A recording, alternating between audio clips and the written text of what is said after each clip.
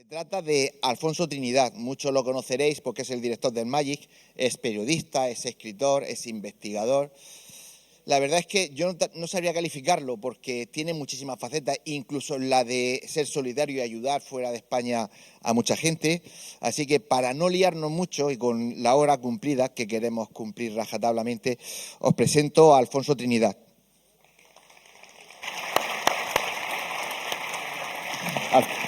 Alfonso, bienvenido. Gracias. Y todo tuyo. Bueno, vamos a intentarlo. Gracias y gracias, Antonio. La verdad es que es un placer, además, ser el primero.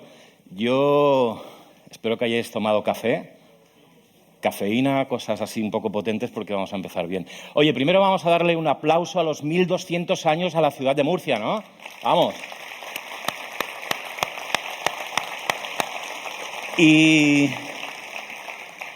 Y luego, hombre, yo la verdad estoy súper contento de estar aquí. Es la tercera vez que vengo a Murcia, hacía muchos años que no venía, algo así como 20 y tantos. Y además en un evento, lo ha dicho Antonio, yo durante 10 años he sido director de una ONG que se llama Global Humanitaria, seguro que algunos los conocéis. Y cualquiera que haga una labor como hace la gente de Itara es digna de mención. Y de verdad que quiero que entendáis que es importantísimo el apoyo económico para estas organizaciones, porque es la única manera que se tiene de poder desarrollar proyectos en los países o incluso aquí, para que la gente más necesitada pues, pueda tener cosas que en el día a día no tienen. Así que espero que todos los que estéis aquí, todos los que estamos, colaboremos en la medida de lo posible y con tanta gente que ha venido y que ha aportado su capital económico, pues puedan hacer muchos proyectos ahí donde están. Pero esto es la realidad. Y diréis, bueno, claro, qué tonterías dice Alfonso Trinidad. Es la realidad, todo esto es real. Es real, por ejemplo, que ha quedado mal el título y ha quedado Encuentros Anos. Últimamente el PowerPoint se me da un poco mal, ¿no? Perdonadme. La realidad es mucho más complicada de lo que parece. O sea, estamos acostumbrados a decir, bueno, oye, mira, lo que veo, lo que oigo, lo que siento, lo tengo todo claro. Pero cuando uno empieza a meterse en estos temas, cuando uno empieza a leer, cuando uno empieza a escuchar a según qué personas, empieza a dudar, ¿no? A decir, ostras, ¿y si todo lo que me han enseñado de pequeño, todo lo que incluso el método científico, la ciencia, nos comenta, quizás no sea lo que comprende ese todo que es la realidad? Y es cuando nos empiezan a entrar esas dudas y es cuando haces así, ¿no? Y miras un día para atrás y dices, me cago en la leche, ¿qué es esto que hay aquí? Nos ha pasado a todos alguna ocasión. O ese detalle de algo que ha sucedido que no tiene ninguna explicación posible. Y por mucho que tengáis ese amigo dogmático que sabe mucho sobre ciencia y el sentido común, y os diga, no, eso tiene explicación. Vosotros y vosotras seguro que sabéis, dicen, no, esto ¿qué pasó? Es imposible que me lo expliquen de ninguna manera.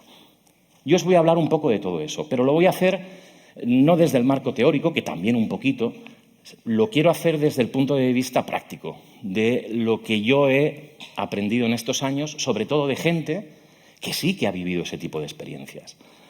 Y ya no solo cuando vivió la experiencia, sino en el momento que la vivió, pasaron muchos años y al cabo de unos años vuelvo a reencontrarme con ellos para preguntarles, oye, ¿y de lo tuyo qué? Eso es muy interesante, ¿no? Porque tú puedes tener una experiencia, pasan los años y al final dices, oye, bueno, aquello que pasó y ya está. Yo hice ese ejercicio en este libro, el de coger esos casos que investigué a finales de los años 90 en la mayoría de ocasiones y retomarlo prácticamente 25 años después. Y es lo que os voy a explicar un poco. Voy a ir sentándome un poquito para pasar también el PowerPoint, pero primero os voy a hablar de algo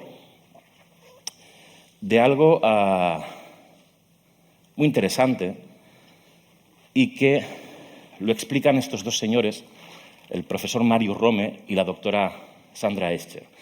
Los dos psiquiatras, el profesor de la Universidad de Limburg, y hicieron, de hecho siguen haciéndolo, un experimento, una historia muy interesante que tiene que ver con lo que se ha denominado los escuchadores de voces. Durante muchos años, aquellas personas que escuchaban voces en su cabeza, la psiquiatría en general las trataba como un síntoma, un inicio de lo que podría ser pues una esquizofrenia o algún tipo de patología y enfermedad mental. Estos dos señores empezaron a tener dudas cuando hablaban con pacientes, con personas que tenían o que decían escuchar voces en sus cabezas. Y revolucionaron la forma de tratar a esos pacientes. En lugar de darles pastillas y de tratarlos como posibles enfermos o posibles personas que iban a tener a la larga una esquizofrenia, dijeron, oye, ¿y por qué no intentamos entendernos con esas voces? ¿Por qué no intentamos empatizar? Porque resulta que muchos de esos supuestos pacientes no tenían ningún problema más. Simplemente tenían voces con las que hablaban, incluso con las que dialogaban. Había una paciente, por ejemplo, que tenía 5 voces.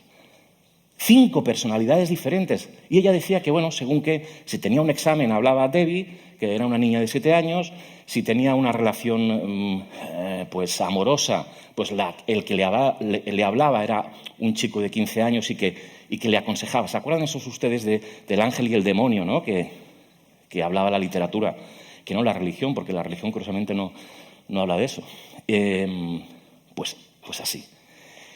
Y decidieron crear una asociación que se llama Hearing Voices, escuchando las voces, y empezaron a analizar y se daban cuenta de que esos pacientes o esas personas que tenían o que sufrían ese fenómeno se encontraban mejor. Es decir, ¿qué hicieron? Aceptar las voces. Independientemente de si eso a la larga podía ser un síntoma de una enfermedad, cosa que se demostró que no, porque muchos de esos pacientes no llegaron o no han llegado todavía a desarrollar ningún tipo de patología, y lo que hicieron es tratar de convivir con esas voces. Porque había gente que decía, oye, es que yo estoy bien, es que yo me encuentro bien hablando con esas voces, ¿no? Y aquí os explico un poquito pues la duda, ¿no? ¿Y si esas voces fueran reales? Ahora mismo no tenemos ninguna prueba de ninguna de las dos cosas. ¿Por qué?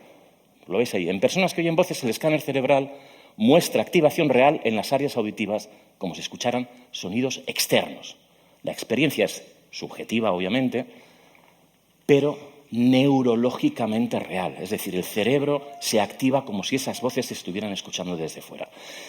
Y lo más impactante, que para mí era muy interesante, es Patsy Hayes, una de esas pacientes de Marius Romme, que cuando llegó a la consulta de Marius lo dijo. Esto, las voces no son el problema es que ustedes no me escuchan. Fijaros qué importante es, ¿no? Porque a veces tratamos a la gente, y esto suele pasar con todas las personas que son testigos de cosas, de situaciones que se escapan a lo normal. Que nadie les escucha, o que cuando les escuchan le dicen, bueno, tú estás loco. Por eso es tan importante que cualquiera de nosotros, los que tratamos con este tipo de gente, con este tipo de testigos, que los cuidemos, por favor. Que tengamos cuidado con lo que estamos tratando, porque muchas veces sí que es cierto que pueden ser personas con patologías y en otros casos no, pero necesitan la atención de las personas, necesitan que estén pendientes de ellos. No me vale, como tantos periodistas, colegas, muchos de ellos, y yo lo he criticado, de ir con el micrófono, cogerle 5 declaraciones, encasquetarlas en una cajita, antes era una grabadora, ahora son miles de cosas, llevarlas a la revista de turno, escribir un artículo, un libro, y adiós muy buenas. No. Eso no, eso es lo peor que se puede hacer y eso se sigue haciendo hoy en día. Así que es un grito un poquito que lanzo aquí para todos los demás. Esto es un simple ejemplo de que hay muchas cosas que la psiquiatría está tratando que no tenemos claro todavía cómo funciona, cuál es su modus operandi. Por lo que siempre tenemos que tener ese principio de duda, ¿no? De que hay cosas que todavía no conocemos y que tenemos que tener la prudencia, primero de todo, de saber lo que dice la ciencia, por supuesto, en este caso la psiquiatría, pero tengamos presente también que hay muchas cosas que todavía no pueden explicar. Y eso podéis hablar con muchos psiquiatras, podéis hablar con físicos, con matemáticos. Ahora, por ejemplo, hay un amigo entrañable que es el doctor Alex Escolà, matemático, que está tratando de hablar de esos fenómenos paranormales a través de la ciencia, a través del método científico, y os aseguro que es complicado. Vamos a empezar con un caso que a mí me encanta y que seguro que todos vosotros habéis escuchado. El caso Homet. Así no sabréis exactamente de quién estoy hablando, yo os lo cuento. Esto sucede en 1991. José María Gómez Montiel, que ya se le puede decir el nombre, junto con quien era su novia, entonces, con la que después se casó, estaban veraneando en Calatuén, en Mallorca. Un coche de alquiler, se van a una cala, a medio del anochecer, están en el coche, al anochecer, son novios, no saben de coche, ¿vale? Que José María es muy prudente y nunca me dice qué estaban haciendo en el coche, pero bueno, normal. Total, que están allí y al cabo de un rato ven una enorme luz que se les acerca. Se sorprenden, ostras, ¿esto qué es? ¿Esto qué es? Se acerca más la luz y lo que ven es absolutamente surrealista. De la esfera de luz sale una especie de monje, eso es lo que él cuenta, como si estuviera de espaldas ese monje, se acercaba al coche como el péndulo de un reloj, se iba acercando así. Él, asustado, en lugar de irse, pues, sale corriendo, dice que coge una linterna, sale del coche para enfocarlo, ya ves tú, con la luz que había. Imaginaros a veces cómo reacciona el ser humano. Dice, yo coge la linterna para verlo allí, pero es que lo tenía allí. Y el supuesto monje se gira. Cuando se gira, lo que ves, en lugar de una cara, dice que ve como una especie de pantalla, como con una especie de circuito, como una especie de línea. Eso acaba de asustarle, se mete en el coche corriendo y trata de arrancar, como siempre. ¡Oh, Dios mío, tal, arráncalo! Él dice, mira, yo no sé cómo salir de allí, porque era una carretera de una única dirección y para salir yo tenía que maniobrar muchísimo para poder ponerme... El caso es que en un momento lo hice y salió. Cuando sale y se va, se encuentra de repente al frente suyo una... Aquí lo veréis, esa forma de manta, de pez, con los ojos así, impacta contra el capó del coche. O sea, imaginaros el susto que se llevaría esta pareja. Eso es lo que él cuenta, ¿eh? Estamos hablando del año 91. Asustados se van a una capilla que hay cerquita de allí, con un cura, hablan con él, a ese cura se le ha podido entrevistar, ha reconocido que la pareja fue allí hiper asustada, y la cosa en principio queda ahí. Este es José María y esta es Anabel. Lamentable lo que sucedió aquí, y esto es otra de las cosas que os quiero comentar. Les llaman para ir a un programa que se llama Código 1, no sé si os acordáis, hace muchos años, año 1992 me parece, dirigido por el gran literato hoy y miembro de la Real Academia Española, Arturo Pérez Reverte. Entonces era presentador de televisión y había dejado de ser reportero de guerra, y les hacen una entrevista para, bueno, explicando lo que les había pasado. Él y ella no querían aparecer públicamente. Como veis, les pixelaron la cara. ¿Qué ocurrió? Que José María tiene una voz muy peculiar, luego la escucharéis, muy peculiar. Y la voz no se la distorsionaron. Y salía. Al día siguiente de salir de este programa, cuando llegó a su trabajo, él era vendedor en un concesionario de coches, el cachondeo fue notorio. ¡Hombre! ¿Qué? ¿Vamos a venderle hoy un coche, no? ¿A un extraterrestre, José María? ¿O qué? ¿Qué piensa? Estuvo a punto de perder su trabajo, su mujer estuvo a punto de perder su trabajo, y desde entonces José María jamás ha salido en los medios de comunicación con su nombre real.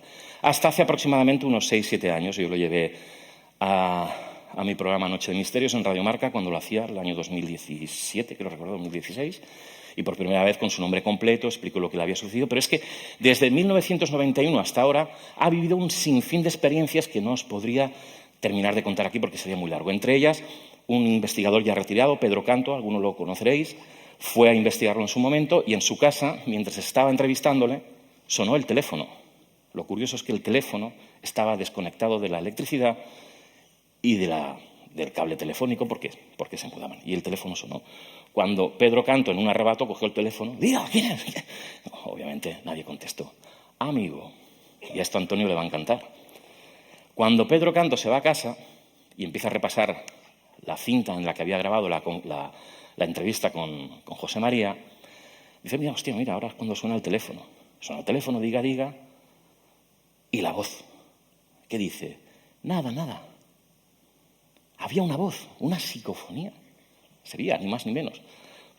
Todo es muy complejo. Bueno, sigo adelante. José María, como os dije que había tenido muchos problemas, y hoy lo conoceréis, muchos que sigáis las redes, por este tipo de fotos. Ha cambiado totalmente. Desde hace muchísimos años, muchos años que estuvo sin hacer nada, sin decir nada, sin salir en los medios, y de repente un día me dice, oye, Alfonso, es que ya hago fotos de naves extraterrestres cuando quiero, salgo, ellos se presentan ante mí y yo ya no soy un contactado, ni siquiera soy un allegado. Curioso, ¿no? Desde el año 91 no había tenido ningún tipo de experiencia, muy poquitas, todas golpeadas, y en los últimos 6, 7, 8 años, fotos que lógicamente cuando uno las ve dice, esto tiene una pinta de fraude que te mueres, ¿no? Bueno, tienen la pinta, pero yo he podido analizar estas 3 fotos que son las únicas que José María me cedió originales, de su Samsung, que tenía entonces, el archivo original. Todo lo que he podido analizar con expertos dan que el objeto es real, es un objeto físico. Además, el día en que se hizo la foto, en la zona que se hizo la foto, el reflejo del sol está en donde tiene que estar, la nubosidad que hay es la que tenía que haber. Hay muchos datos que me dicen que eso era un objeto físico. Otra cosa es que hayan lanzado. Por cierto, que hubo una anécdota muy curiosa con Josep Guijarro. Y José María le concedió una entrevista a Josep Guijarro. Y Guijarro, pues lo mismo, analizando las fotos, le dice, bueno, José María, esto es un objeto físico, pero a mí, ¿quién me dice que no has cogido tú una cacerola y la has tirado y has hecho la foto? Fijaros la reacción de José María, que es lo que a mí me hizo gracia. Se ofendió, dijo, hombre, Guijarro, por favor, que tú hace muchos años que me conoces. ¿Cómo voy yo a tirar una tapa de una cacerola y que luego le caiga aquí en la cabeza y lo mate? Esa es la reacción de decirle, no, es verdad, no, por favor. Bueno, esto es lo que José María cuenta, desde el año 91 hasta ahora. Y siempre me dice lo mismo, Alfonso, es que lo que yo vivo es mucho más real que cualquier cosa que viva en el día a día. José María desde el año 91 ha tenido 5 parejas diferentes. Yo a las 5 las he conocido. Y las 5 han tenido fenómenos extraños viviendo con él. Lo fácil sería, obviamente, que cuando tú has estado con una persona que luego pues, es un poco mentiroso o lo que sea, que al final rajes de él, ¿no? En este caso no ha sucedido. Y ya lo digo, a pesar de lo complicado que es el caso y de esas fotos tan extrañas y de las cosas que cuenta, ¿no? Dejadme que escuchéis algo que para mí es importante, ahora me voy a sentar. Esta es una sesión de hipnosis regresiva que hice con José María y con José Manuel, el hipnólogo, José Manuel Marcel, escéptico totalmente, y quiero que escuchéis lo que cuenta José María. Es muy cortito, ¿eh? ¿Dónde estás, José María?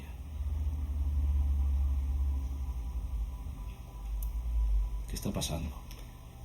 En un sitio ¿Dónde? muy tranquilo. Lo estás viendo, el lugar. Puedes describirlo. Sí, Descríbelo. es un lugar muy tranquilo y con mucha luz. ¿Hay alguien más contigo? Pero no lo puedo ver. ¿Notas una presencia? ¿Qué notas? Noto como siluetas. Siluetas. ¿Y qué hacen esas siluetas? Se mueven de un lado para otro. ¿Y qué haces tú? Yo estoy ahí. ¿Estás ahí? ¿Estás quieto? ¿Estás de pie? No estoy quieto, ¿Estás quieto? ¿Sentado? tumbado. ¿Tumbado? Eso es. ¿Percibes algo más? ¿Olor? ¿Color? ¿Qué percibes? Descríbelo. Mucha luz, ¿Y qué crea en ti esa luz? mucha paz. Ajá.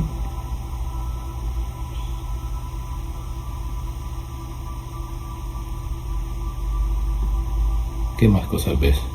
¿Puedes ver algo más? ¿Qué hacen las siluetas? Van de un lado para otro. Bueno, lo que quiero que os quedéis es la sensación, la voz, ¿no?, de José María. Muy relajado, muy tranquilo. Dice que está en un espacio con mucha luz y mucha tranquilidad. muy luminoso, ¿no? Y ese aspecto, ¿no? Lo que os decía del José María que yo conocí en el año 91 al José María que conozco en el año 2025, él sigue convencido de su realidad más allá de cualquier duda y de cualquier cosa. Y le da igual lo que piensen. Él desde hace 4 o 5 años, como os dije, en los medios de comunicación, en las redes sociales sobre todo, está lanzando toda su realidad con cosas que cuenta que realmente son difíciles de creer, os voy a ser sincero, pero es su realidad. Y a veces tenemos que pensar en eso, ¿no? Que la realidad no es solo lo que nosotros vemos objetivamente, que hay cosas que suceden y que también son reales, que hacen, ¿cómo lo diría?, que la mente o la gente o el individuo o el colectivo lo convierten en realidad. Una difícil cuestión. Vale. Sí, es esta. Bueno, ahora vamos a hacer un cambio radical, pero que no lo será, ya lo veréis. Experiencias cercanas a la muerte. Lo que os voy a contar ahora es Alex Fábregas, un conocido mío entonces, que un día, después de, nos habíamos tratado, yo qué sé, 15 o 20 veces, nuestros hijos jugaban a fútbol juntos y tal, y un día me dice, oye, Alfonso, tú haces en la radio este programa de cosas así raras y tal. Digo, sí.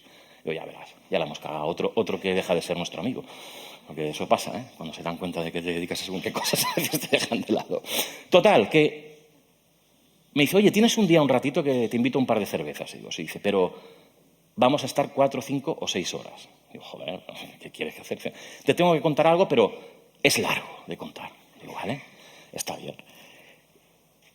Y entonces me cuenta lo que le sucedió. Él tiene la cara destrozada y me cuenta lo que le sucedió en el año 2009. Y lo que le sucedió es lo siguiente que van a ver. Os aviso, son imágenes, hay algunas imágenes un poquito duras, pero yo creo que es importante que las veáis tal y como están y luego os cuento. Esto es lo que años después Alex relataba en un programa de la televisión americana.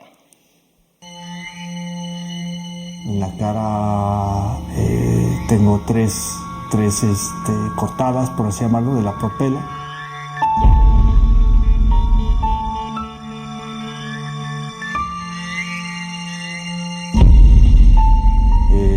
También tengo fracturas en 3 dedos de la mano izquierda y pequeñas cortadas en el cuerpo, ¿no?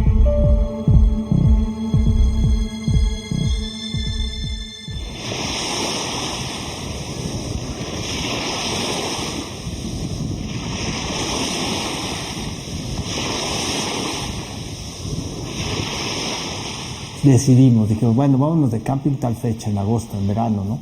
Y es cuando decidimos ir a esta playa. Yo estaba así un poco como estresado y yo en esa época pues estaba entrenando para un triatlón. Yo siempre al hacer ejercicio me relajo muchísimo.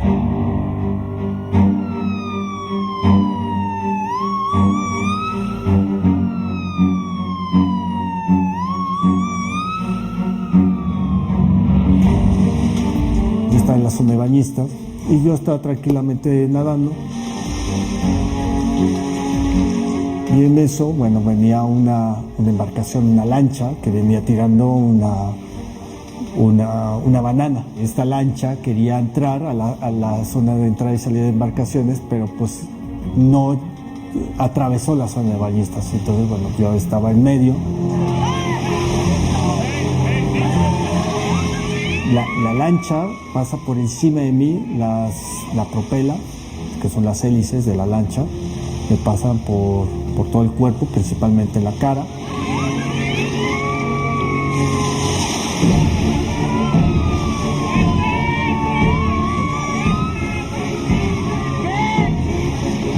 El único que actúa pues, es el lanchero. Entonces, pues yo estoy totalmente inconsciente. Y él trata de rescatarme de la lancha, pero no puedo, porque obviamente yo soy peso muerto, ¿no? Entonces les cuesta varios minutos rescatarme. Me suben a la embarcación y bueno, me dirigí hacia la playa, que es cuando ya es cuando me dan los primeros auxilios.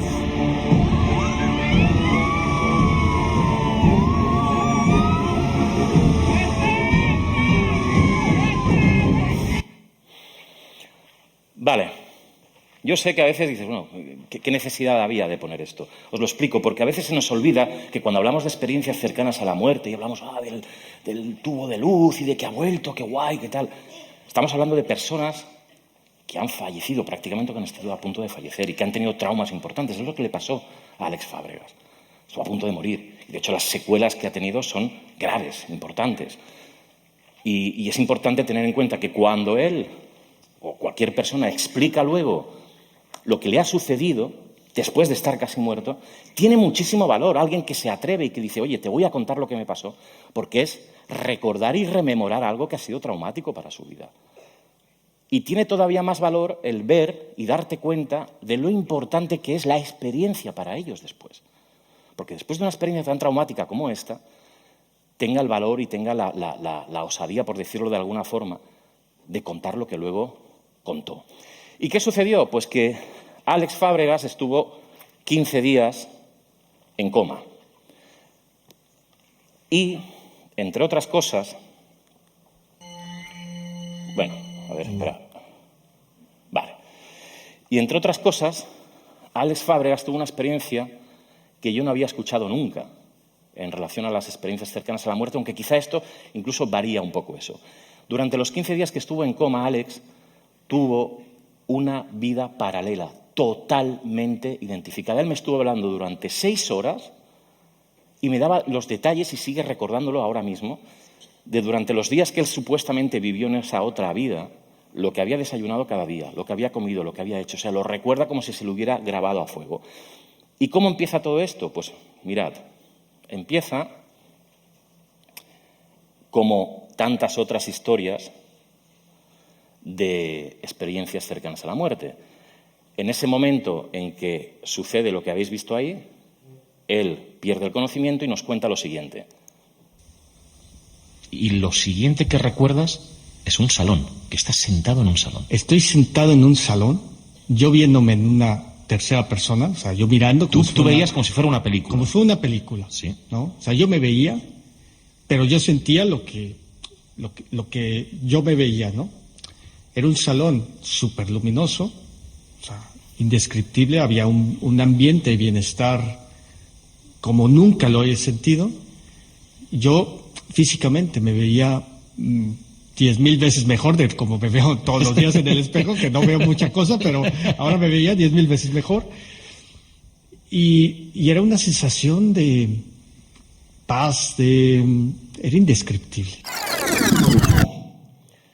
¿Os acordáis de lo que dijo José María Gómez Montiel, ¿no?, en la regresión hipnótica? Un lugar luminoso, muy luminoso, increíblemente luminoso, y una sensación de paz y encontrarme muy bien. Qué curioso de cuáles son las sensaciones de las personas que han tenido experiencias de contacto, de abducción, de personas que han tenido experiencias cercanas a la muerte, de personas que han tenido apariciones marianas y que han visto a la Virgen, o de personas incluso que han hecho viajes astrales, ¿no? La sensación es prácticamente la misma.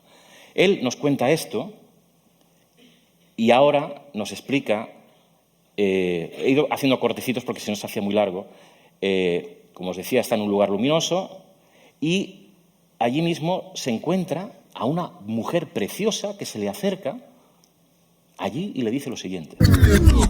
Y entonces me contaba, no, mira que ella me empieza a decir de que yo tenía como una misión y que no me podía ir, bla, bla, bla. Y todo, o sea, insisto, era un ambiente muy claro, muy brillante. Todo era como resplandeciente. Uh-huh.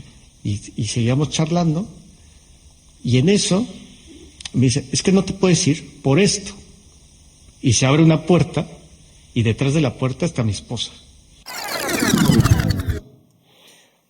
Típico, ¿no? Sigue insistiendo en lo de lo luminoso, lo resplandeciente, ¿no? Lo importante que fue para él es una experiencia. A mí todo esto me lo contaba luego, pero el primer día que me lo cuenta, habíamos quedado a las 6 de la tarde y era la 1 de la madrugada y todavía me estaba explicando la experiencia. O sea, imaginaros todo lo que me contó.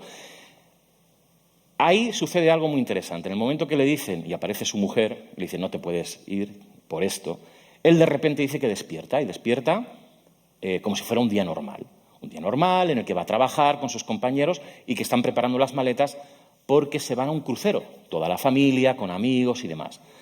Es curioso, no sé si luego lo hizo o no, pero él se sorprendía porque el crucero iba de Los Ángeles a Barcelona, ¿no? Y dice, me acuerdo que me decía, ¿cómo puñetas voy a coger un crucero que vaya de Los Ángeles a Barcelona? ¿Hay que pasar por Panamá o cómo lo hacía? Pero bueno, en esa vida el crucero iba de Los Ángeles a Barcelona. Y era un crucero hospital.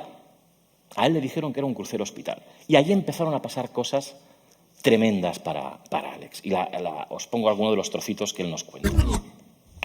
Mientras avanzaban los días, mi estado físico se iba empeorando. Ajá. ¿Vale? Empecé, como te digo, empecé caminando, todo muy bien, y poco a poco se iba deteriorando.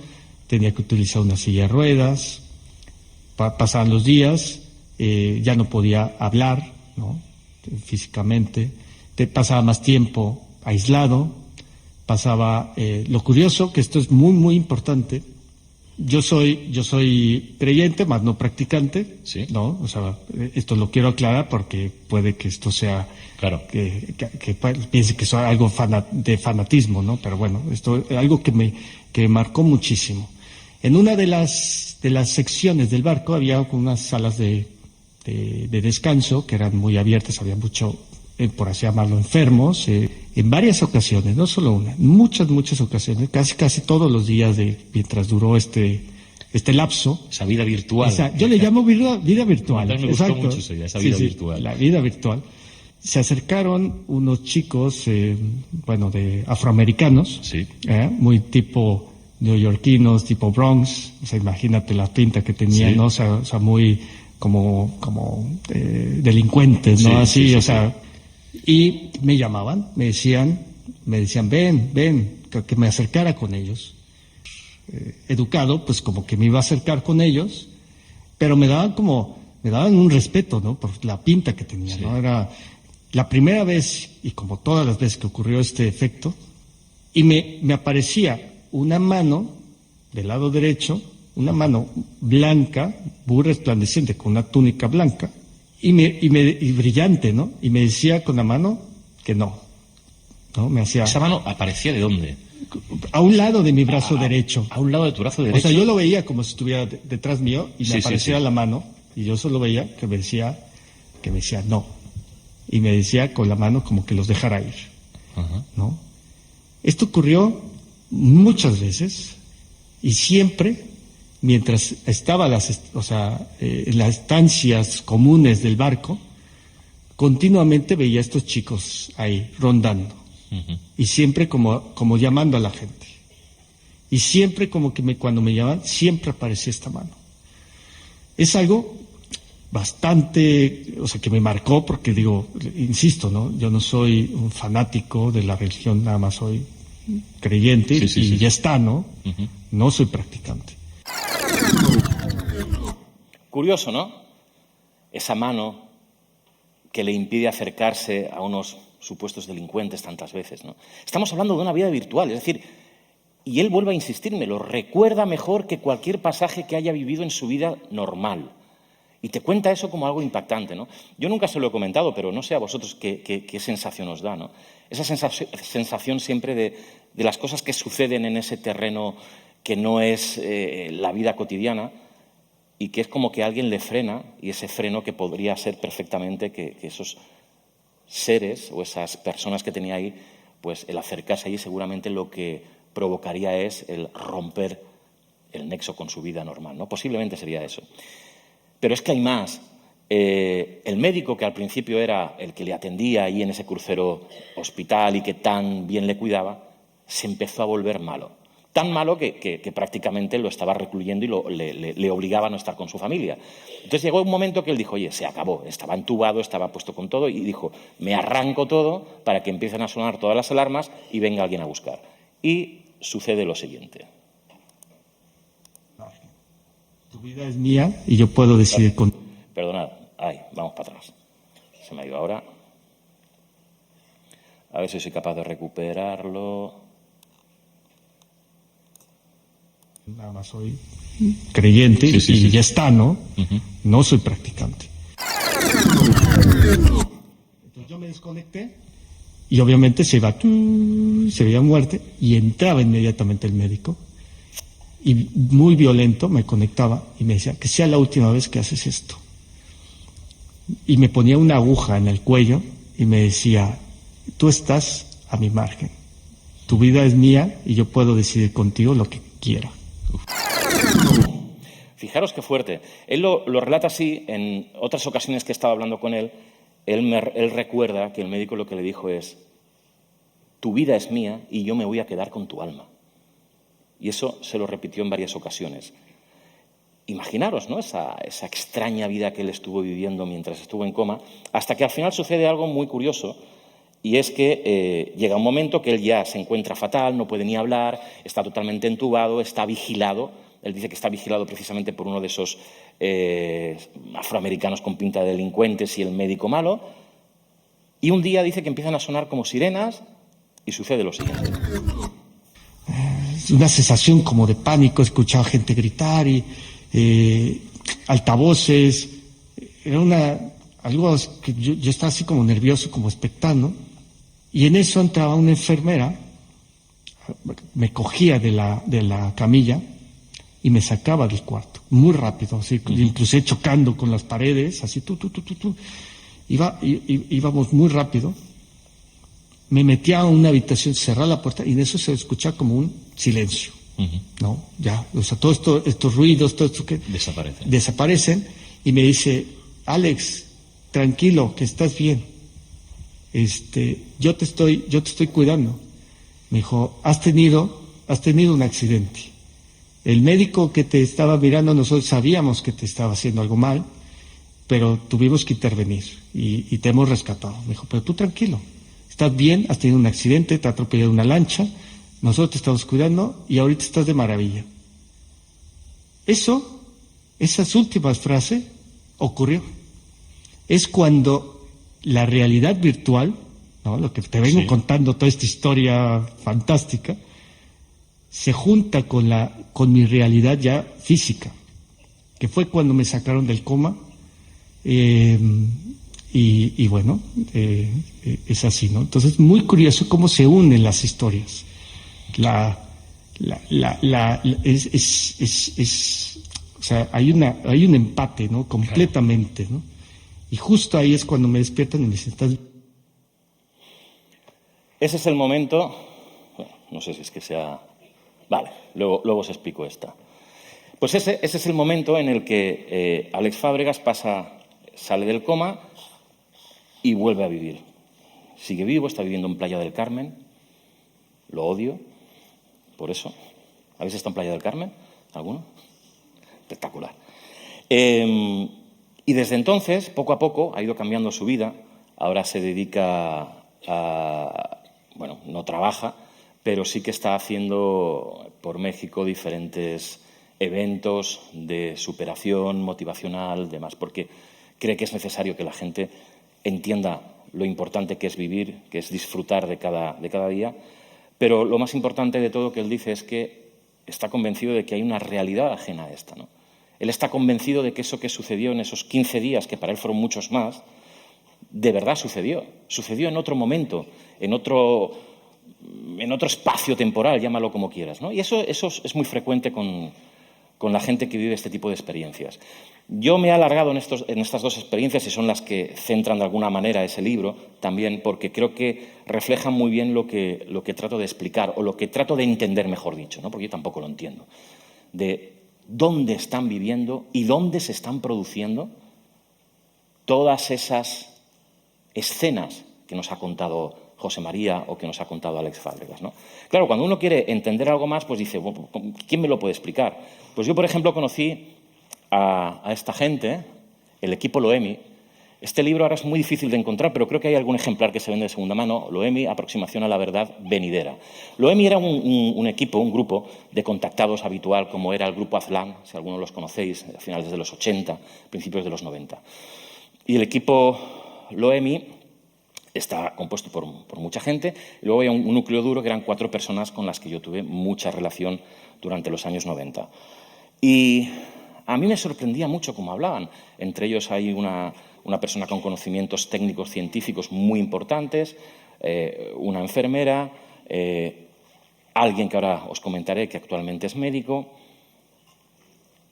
Y es curioso cómo te dicen, oye, yo te cuento lo que yo viví, pero no estoy seguro que sea verdad. Este señor es el que lideraba un poco este grupo y él lo que cuentan, lo contaré muy brevemente, es que un día cuando llegó a casa se encontró con que había un ser en su casa. Ese día él estaba,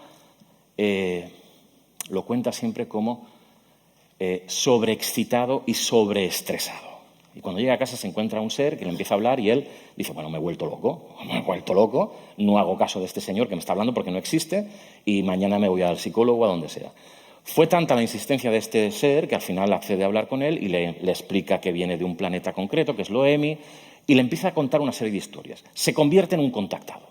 Y el equipo Loemi, alrededor de él, empiezan a hacer encuentros previa cita, escritura automática, etcétera, etcétera, etcétera, y van recibiendo informaciones de ese planeta gemelo que es Loemi y que, bueno, viven muchísimos años adelantados a nosotros. Yo siempre me acuerdo de una anécdota que me explicó José en los años 90, principios. Dice, estos seres van con una especie de bolsito, todos llevan el bolsito, porque pesa un poco, y es una cosa que es como una pantalla pequeña que sirve de bolso porque ahí guardan todas sus cosas. Pero es que las cosas que se guardan allí no son cosas materiales, porque ya donde viven las cosas materiales no existen. Entonces todo se guarda en una pantallita que además te sirve para contactar con la gente, para hablar y para estar conectado. Al cabo de unos años aparecieron los iPads y tal, ¿no? Digo, siempre me generó esa duda de decir, ostras, mira, me estaba hablando a lo mejor de algo parecido a lo que había. El tema de Loemi es muy interesante porque lo mismo que os digo, ellos contaban lo que habían vivido, las experiencias cercanas, el contacto con seres de otro planeta, y vuelvo a contactar con ellos hace 4 o 5 años, después de tanto tiempo. Y ya, obviamente, el equipo está disuelto, cada uno vive por su lado, etcétera, etcétera. Y a pesar de que siguen haciendo su vida normal, cuando yo les pregunto, digo, bueno, pero eso ya se acabó, ya. Dice, sí, se acabó pues porque se tenía que acabar y porque era ley de vida, pero todo eso fue verdad y sigue siendo verdad. Y lo que nos hemos llevado es el conocimiento que nos dieron estos seres y lo seguimos aplicando en el día a día. Claro, a mí me ha sorprendido. Uno de ellos tiene un cargo directivo importantísimo en una compañía telefónica, pero muy importante. El otro es médico bastante cualificado de un hospital fuera de España. Otra de ellas se trabaja para el ente público, para una entidad pública, y la otra persona es la única que no hace nada. Pero hablando con ellos otra vez durante 3 horas, me flipó esa sensación de decir, oye, es que es igual, lo que vivimos fue auténtico, lo que nos contaron fue auténtico y lo hemos implementado en nuestra vida y nos sirve. Y siguen estando convencidos de su realidad, ¿no? Todo este resumen de cosas, lo que a mí me lleva a pensar es en que hay cosas que suceden en la vida que nosotros no somos capaces de explicar, que la ciencia no es capaz de explicar. O sí, quizás sí que puede explicar una parte, pero no todo. Y que la realidad, fijaros, la realidad es sentimiento, la realidad es creencia y la realidad es ciencia y conciencia. Porque no os olvidéis de una cosa, la conciencia como tal, hoy por hoy la ciencia todavía no ha sido capaz de demostrar dónde se ubica. Supuestamente en el cerebro, lógicamente. No han sido capaces. Todavía no lo sabemos, no sabemos cómo funciona todo ese mecanismo, ¿no? Es posible que existan realidades que cuando vosotros ahora os giréis para atrás, a lo mejor os encontráis algo que no esperáis y no por eso deja de ser real. Como me queda un ratito, voy a intentar hacer un experimento. Os voy a pedir una cosa, seguro que la mayoría de vosotros habéis visto este vídeo ya. Si lo habéis visto, no digáis absolutamente nada. Y a los demás os voy a pedir que estéis muy, muy, muy atentos. ¿Vale? Las instrucciones. Cuente los pases de pelota entre los jugadores de camiseta blanca. Por favor, si notáis algo, si habéis contado mal o pensáis que la pelota de pronto ha desaparecido, no la habéis visto, lo que sea, no digáis nada, no se lo contéis a vuestros compañeros. Y si lo habéis visto ya, por favor, no digáis nada. Es muy importante que contéis cuántos pases se dan los jugadores con la camiseta blanca, ¿vale? Dura muy poquito. Vamos, ¿eh? Atentos.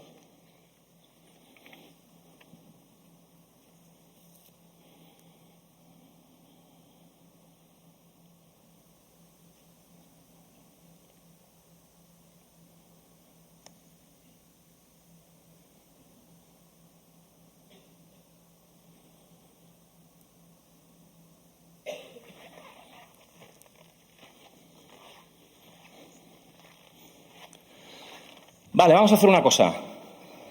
¿Cuántos pases? ¿14? ¿Quién había conseguido contar 14? Que levante la mano, por favor. ¿Vale? ¿Alguno ha contado menos de 14? Que levante la mano. Vale. ¿Vale? Por favor, levantad la mano todos los que hayáis visto un gorila. Bajad la mano y ahora levantad la mano, no tengáis vergüenza, los que no lo habéis visto. Hay un gorila. Hay un gorila. Mirad, ya que está, lo vamos a poner otra vez para los que no lo hayáis visto, porque es alucinante, ¿eh?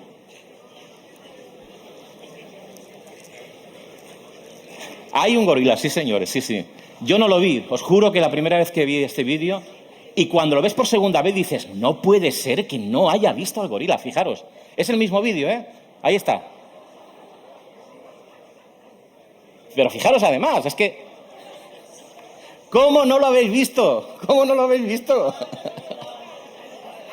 Bueno, esto, fijaros, esto que parece gracioso y tal, está muy bien, porque nos damos cuenta de cómo nos afecta la realidad. Esto se os ha pasado completamente la mitad de las personas, un 40%. Es una barbaridad. O sea, que si ahora yo no os digo nada y os vais y me dicen, había un gorila, y digo, un gorila. Una discusión aquí de la leche. Pues esto es lo que sucede en la vida real. Pero es más dramático, y os explico por qué es más dramático. ¿Sabéis por qué? Porque este experimento, que se hizo en el año 1999, creo recordar, un psicólogo decidió llevarlo a cabo de una forma mucho más profesional. Y implicó, creo que eran, no, lo digo de nombre porque además lo he preparado rápido esta noche, creo que eran unos 120 radiólogos. Y les pidió que analizaran esta radiografía. Oncólogos expertos miraron y tal. Es lo mismo. Ahora quizás estéis advertidos. ¿Sabéis cuántos radiólogos vieron el gorila? ¿Lo veis? Margen derecho a la derecha arriba. Vale, está complicado, sí, es verdad. Bueno, pero ojo, estamos hablando de radiólogos profesionales, radiólogos que tienen que interpretar una radiografía para ver ahora lo diré, no sé la palabra, los puntos, los brotes, digamos, para identificar lo que es cancerígeno y lo que no. El 83% de los radiólogos no vieron el gorila. Imaginaros, ¿no? Es decir, una persona que es responsable, que tiene que velar por vuestra salud y que tiene que analizar las posibles causas de alguna enfermedad y no es capaz de ver una imagen tan clara y tan nítida como esa. ¿Por qué? Muy sencilla razón. Porque ellos están orientados y están especializados en una faceta de la realidad específica. Como están centrados en una faceta específica de la realidad, no son capaces de ver el resto, todo lo que está alrededor suyo. Y eso, amigos y amigas, es lo que suele suceder en la vida cotidiana, en todo lo que rodea estos fenómenos y todos estos casos que vais a estar escuchando durante el fin de semana. Que estamos tan centrados en nuestra realidad específica que no somos capaces de apreciar la realidad en toda su complejidad. Algunos decían, ya no se ven ovnis. ¿Pero cómo vais a ver ovnis? Estamos todo el día con la pantalla así, no miramos al cielo, joder. Seamos sinceros, pasa eso. Pues yo lo único que os voy a pedir es que a partir de ahora os olvidéis de vuestro trabajo, de vuestros maridos, de vuestras mujeres, de vuestros hijos, de vuestros perros, vuestros gatos, y de vez en cuando hagáis así y digáis, voy a ver si veo algo más. Y os aseguro que para sorpresa vuestra veréis la realidad tal y como es. Gracias.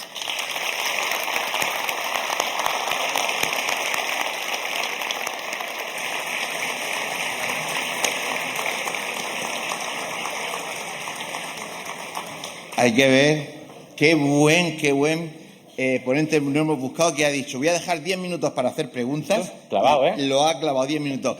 Tenéis unos micros aquí en la platea, no los veo, pero tienen que estar. El que quiera hacer alguna pregunta, que levante la mano, no seáis tímidos.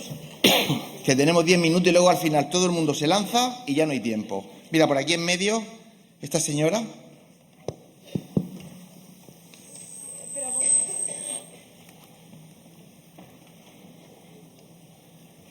Sí, más que nada es para que lo oiga todo el mundo, porque de aquí tan cerca nos escuchamos seguro.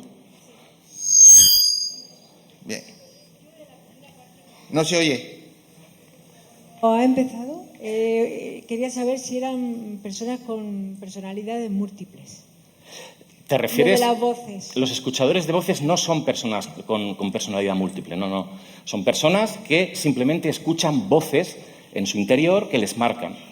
Eso es una patología que está en muchos casos pues tratada por la psiquiatría, como os comentaba, y que tanto Marius Rome como Sandra Eche lo que hicieron es crear una asociación, que además la podéis ver, que se llama Hearing Voices, escuchadores de voces, para todos aquellos que entendían que la terapia normal no les ayudaba y lo que era una especie de terapia de empatía con las voces, de tratar de entenderlas a sí mismos. Pero no es gente que tuviera personalidad múltiple en absoluto. De hecho, muchas de esas personas, cuando se les hacía un análisis, un chequeo, un estudio psiquiátrico, no tenían ninguna componente patológica. Lo único eran las voces. Claro, las voces de por sí ya es una componente. Claro, es como decir a alguien, no, si está muy sano, solo tiene cáncer. Joder, pobrecito, no. Pero me refiero a que sí que es cierto que no hay ningún concepto psiquiátrico que te pueda decir que el hecho de escuchar una voz sea algo patológico y algo malo, porque no acompaña ninguna otra patología grave, ¿no? Entonces eso es lo que hay ahora mismo en debate. Es un tema que además se conoce todavía poco. Y yo creo que se va a escuchar mucho más hablar de este tema en los próximos años.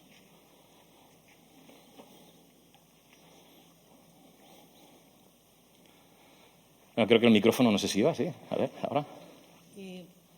Cuando hablas de voces, puede ser la misma voz que en un momento dado estás ante un peligro y te dice lo que tienes que hacer. Bueno, hay personas que afirman eso. Es decir, a mí un caso que me impactó muchísimo es el de, lo cuento en el libro de esta chica, que tenía 5 voces, que os he contado, tenía 5 voces diferentes. No 5 voces, 5 personas diferentes que se ponían en contacto con ella, personas, no, voces, perdona, y en función de dónde está, o sea, de lo que estaba viviendo, le hablaba una voz u otra. Por ejemplo, si era para los estudios, era una voz que tenía nombres, que tenían nombre cada una de esas voces. Eran personalidades, o sea, personalidades propias, ¿no? Que obviamente las tenía. Y ella, pues dialogaba con estas 5 voces. Y lo más increíble de todo es que esta persona no tenía ningún otro tipo de patología. O sea, no tenía ningún problema. Su vida la vivía normal. Lo único es que tenía que congeniar con estas voces y al final trataba con ellas. Habrá que ver en el futuro cómo se aborda ese tema, ¿no? Porque sí que es complicado.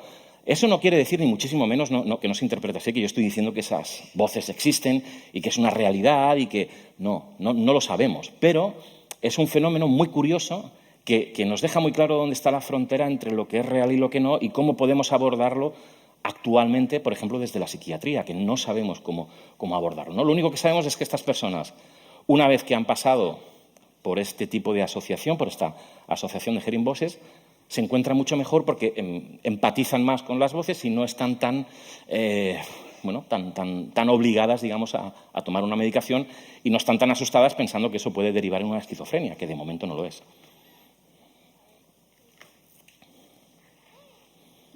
Sí, hola, buenos días. Me gustaría saber las fotos que has puesto antes de los ovnis, ¿a qué año y en qué ciudad corresponde eso?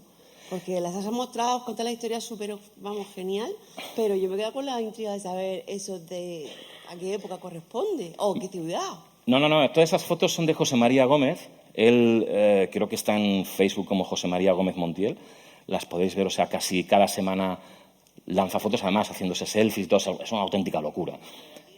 Es de España, de Barcelona.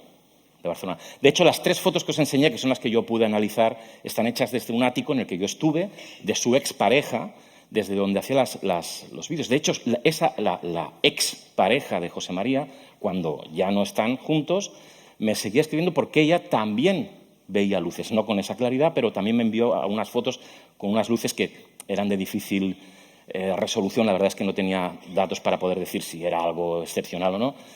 Pero lo cierto es que esas fotos las hace, bueno, es una locura. O sea, veréis que hay mucha gente y que obviamente la sensación es que no pueden ser naves reales porque yo dudo de eso, ¿no? Pero hasta la fecha no se ha podido encontrar. Y hay una cosa muy importante, termino con eso muy rápido por si queréis decir algo más, y es que algo que se nos ha olvidado, aunque una persona mienta, como José María, imaginemos que estuviera mintiendo ahora mismo y que estuviera haciendo fraude, que estuviera fabricando esos ovnis. Puede pasar, somos seres humanos. Todos al final llega un momento que igual necesitamos atención y hacemos una barbaridad. Y imaginemos que este hombre empezó a hacer una barbaridad. Eso no invalida la experiencia que tuvo en el año 91 o no invalida otras experiencias que ha explicado. Que sí, hombre, que puedes dudar porque decir, Julián, si ha mentido una vez, mentirá otras. Pero ¿en cuántos campos académicos un médico falla o un taxista se equivoca de lado ya invalida totalmente su carrera? No, bueno, engaña siempre. Me ha cobrado 2 euros más. Pues yo no, ojo.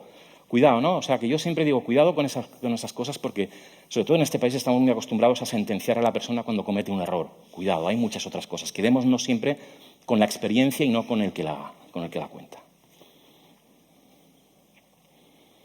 Hola. Bueno, gracias por la ponencia. La verdad que ha estado súper interesante. Bien. Antonio, ¿has visto? Sí, en todos los casos estaban muy interesantes. En cuanto al de Alex Fábrega, sí.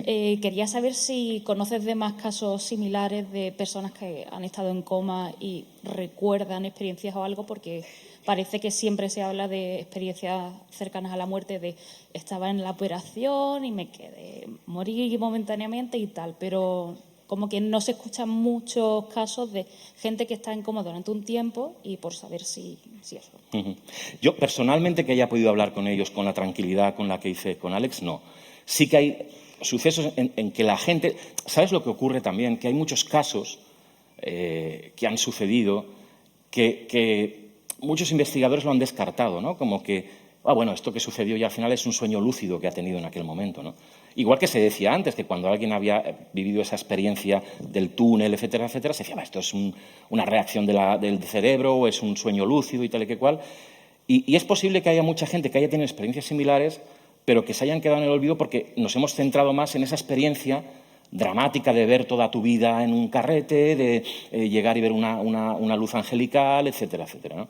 Sí que es cierto que en los últimos meses, en los últimos años, hay una explosión de grandes expertos que hablan sobre las experiencias cercanas a la muerte desde una perspectiva científica, porque ellos son científicos o porque han sido médicos y te hablan de la supraconsciencia, no sé qué, no sé cuánto. Ojo, porque igual que a veces invalidamos a los investigadores que no tienen estudios, que no tienen carrera y demás, cuidado porque a veces también los científicos, los que tienen estudios, pecan y nos cuentan cosas que no están sujetas demasiado a la realidad porque tienen también sus convicciones. Así que coged las cosas por diferentes baremos para entender un poquito los fenómenos. No porque alguien sea científico y te cuente algo os lo creáis, porque también los científicos a veces se vuelven un poco chalados, ¿eh? No solo los demás.